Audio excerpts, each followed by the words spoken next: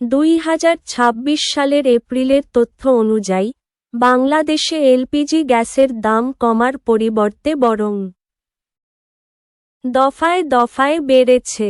এপ্রিলের শেষ দিকে 12 কেজি সিলিন্ডারের দাম 212 টাকা বেড়ে 1940 টাকা নির্ধারণ করা হয়েছে, যা আগের মাসের তুলনায় বেশি। আন্তর্জাতিক বাজারের দর এবং ডলারের বিনিময় হারের কারণে সহসা দাম কমার সম্ভাবনা কম। সর্বশেষ দাম এপ্রিল 2026, 12 কেজি এলপিজি সিলিন্ডারের দাম 1728 টাকা থেকে বেড়ে 1940 টাকা হয়েছে।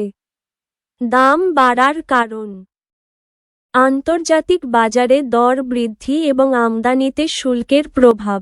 ভবিষ্যৎ অবস্থা বিইআরসি এর ইঙ্গিত অনুযায়ী সামনেও দাম বাড়ার বা চড়া থাকার সম্ভাবনা রয়েছে।